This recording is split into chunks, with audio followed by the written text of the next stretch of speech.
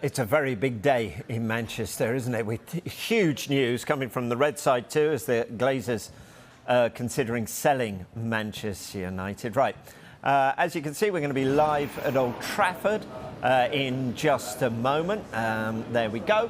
And we're going to be going to our chief reporter, Kaveh Solhekol. He's that side, who's live in Qatar, who's been across this story for us. Kaveh, let's start with you, shall we? Why are the Glazers selling now? Well, I think they feel that now is the time to sell the club. Look, a lot of Manchester United fans have been unhappy for a very, very long time. The Glazers bought the club 17 years ago. I still remember there were protests from fans at the time as well. You have to consider how the Glazers funded their takeover of Manchester United. They didn't buy the club with their own money. They borrowed £600 million to buy United in a leveraged buyout, and they loaded that debt onto the club. So the club has been paying off that debt. And 17 years later, the debt is still around £600 million. And in the meantime, the Glazers' takeover of the club has cost Manchester United about £1.5 billion. Now, during the past 17 years, there's always been significant opposition to the owners from Manchester United supporters. I think that has played a part in why they want to sell the club now. I think the other reasons are, one, Manchester United needs a lot of money investing in it. Old Trafford needs to be redeveloped. United need to spend a lot of money on the training ground as well, although I know they are spending some money on those two areas. So money is needed, and I'm not sure the Glazer family want to invest their own money in the club. And also, the days of cheap credit are over. You can't go out and borrow money very, very easily. The other reason, I think, is because just like Liverpool, they saw what happened to Chelsea when Roman Abramovich was forced to sell Chelsea earlier this year. There were so many different investment groups and businessmen interested in buying the club. Chelsea eventually went for £2.5 billion.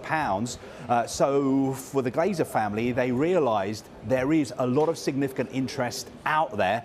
If we were to sell the club, now would be a good time. And we know for a fact that there are people, especially in the United States of America, who want to invest in a Premier League club. And you have to say, United are probably, arguably, historically, the biggest club in Manchester United, in the Premier League. So there will be a lot of interest in buying them. Though in some ways, is that price affected by the fact that the market in some ways is not flooded, but Liverpool are also potentially up for sale as well? Does that in some ways reflect the price? I think what's interesting is that Manchester United have retained the services of the Rain Group to handle and market this potential sale. Now, the Rain Group were the investment firm that Roman Abramovich used to sell Chelsea. And we know for a fact that more than 100 interested parties contacted the Rain Group when Chelsea was put up for sale. Now, of course, not all those interested parties would have had the funds to be able to buy a club like Chelsea. I'm sure some of them did it for publicity reasons. But the fact that Manchester United are using the Rain Group, to me, suggests that they want to tap into the knowledge that the Rain Group have of the people out there who are interested in buying a Premier League club, which is why I think this could be done quickly. Look, we don't know how long it could take. Sometimes a potential takeover, and we don't know for sure that the club is going to be sold, can take years. But we saw it was pretty quick. It was 3 or 4 months, I think, in Chelsea's case. So I think the Glazer family, if indeed they do want to sell the club outright, I believe the reason they are using the Rain Group is because they know the Rain Group have the names and numbers of the people with the money who can afford to buy a club as big as Manchester United. Right. And Kaveh, what is the feeling within the club about this potential sale then? Well, look, the information I'm getting is, as far as the playing side is concerned, Erik ten Hag is totally focused on playing matters.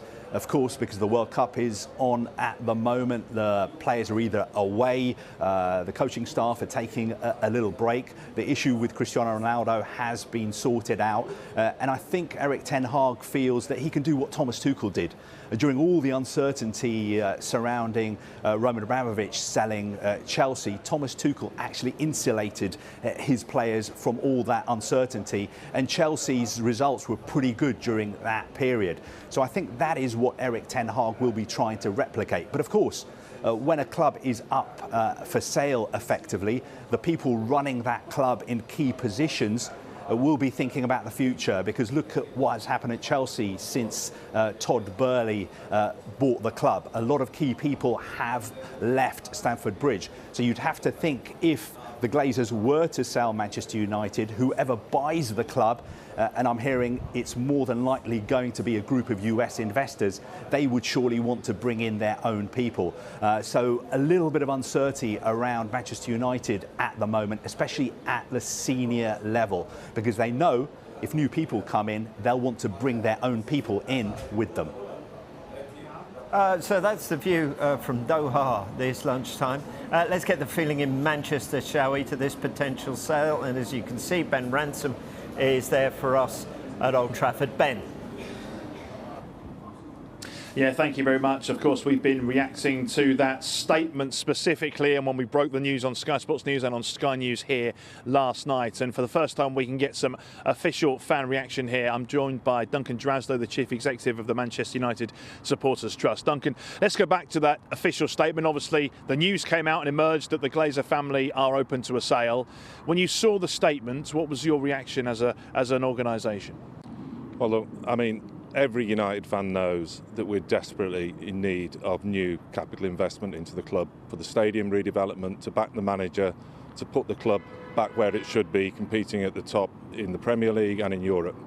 And we just are not able to secure that under the current ownership. The problem we've got is the share structure they created, which is beneficial for them, puts off anybody else coming in and investing into the club.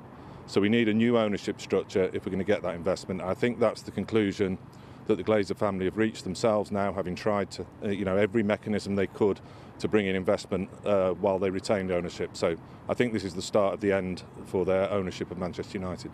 Is that the key here then, because of the way they restructured the shares, that essentially it's going to be a complete sale or no sale as far as you see it? Because in the statement it did suggest they were potentially open to outside investment coming in. I'm sure they would be open to that, but I just cannot see why anybody would invest a significant amount into Manchester United and then be there with sort of subservient shares that mean that they are, at the behest of the Glazers' will, rather than, being equal shareholders with everyone having the same voting rights. I think that's the key problem here. If they get rid of the dual share class now, I think it's possible that they could then bring in an investor. But I don't think that's necessarily what they want. Every bit of information we've received suggests that many, if not the majority of the other family members, would actually welcome the opportunity to sell now. So I think that's the most likely outcome here. It's taken a long time. We've seen fan protests all the way back from the initial takeover, didn't we, back in 2004, 2005, right through to, I suppose, the failed European Super League bid. How has the feelings of the fans changed over the years? I think the truth is that it hasn't really changed that much, but actually the sort of appetite for protest, etc., has changed at different times, whether that's 2010 when there was the rumours of a Red Knight takeover. That gave people some hope. We had a resurgence then, the green and gold protest. And then, I think that died down when it looked like there wasn't going to be a bidder. And then, of course, after Sir Alex retired, we started to see success on the pitch draining away. And I think that started to fuel discontent again. But, the actual reason why fans want a different ownership structure hasn't changed at all. We recognise the value of having fans as partners in the ownership in the club, because that's what brings transparency and accountability. And actually, United fans are the club's biggest asset, even financially as well. And what the Glazers have missed out on through the way that they've managed the club and bought the club and forced us as fan shareholders to sell out is they've lost that value. And we would appeal to any new owner that's coming in to understand that the real way to unlock the value of Manchester United is to work in partnership with the fans, not use them as, exploit them as customers in effect. So really it's about all shareholders being equal, having fans with a stake in the club to work alongside new owners. The Glazer family, off the back of the European Super League and that failed breakaway, they came out, they apologised, they admitted they'd done wrong. They said they would open increased dialogue with supporters groups like yourselves. They also suggested at the time that they would open an opportunity for fans to buy a stake in the club. Now that hasn't yet happened. How do you feel that process has been? Were they being, I suppose, have they kind of lived up to the apology and the promises they made off the back of the ESL? I don't think anyone would conclude they've fully lived up to that, certainly. I think that they failed in a number of areas. They have made progress. We are in a better position than where we were, but I think, it's too late for that now. I think that fans have moved beyond that. The share scheme is something that would be progress, but I think we're looking at something, we really want a much bigger share scheme now. We want the opportunity to be partners with new investors rather than, sort of subservient shareholders. And I think that's where most fans feel now that, the time is for a change at United. And I think it's really important to understand we're not looking at necessarily who are the richest bidders. I don't think that's what most United fans feel they want. I think we want people who want to own the club and have the same ideals and the same goals as fans, rather than looking to extract value for themselves. It's about giving to the football club, investing in the football club and making it successful again, and working in a partnership. And so that means finding the right owners, not necessarily those that are the richest. Something I've been asked a few times on Sky Sports News over the last 12 hours or so, here last night and this morning, is why now? Why the timing now, do you think, of this statement from the Glazer family? Yeah, I don't think it's specifically to do with the Ronaldo news or the World Cup or anything like that necessarily, although they may be convenient for one reason or another. I think this is about they've reached the end of the process. They've exhausted the other exploration into what ways they could raise new capital. I think that's the key thing. And I think they've basically concluded that it's not possible under the current structure. And where is the biggest need for investment? We speak about Old Trafford needing to be renovated. We also talk about Carrington and the way that's fallen down the pecking order, certainly in terms of elite training grounds. And then you see what Erik ten Hag is trying to do in terms of rebuilding the squad to challenge again for the Premier League title. How do you see it as supporters? Where are the priorities here? Yeah, I mean, clearly all three of those are absolutely important. But I think, the biggest one in terms of expenditure is clearly the stadium. That has slipped behind over the years. And, when you look back to prior to the takeover in 2005, we were competing with Real Madrid as generating the most revenue and obviously successful on the pitch as well. And look at Madrid Stadium now and look at United's, and I think that's the problem. We need to be really ambitious, and I don't think we can do that with the current ownership structure. That's why we need ambitious new owners who want to put money into the club rather than take it out, and to work with fans, and basically that's the best future for Manchester United.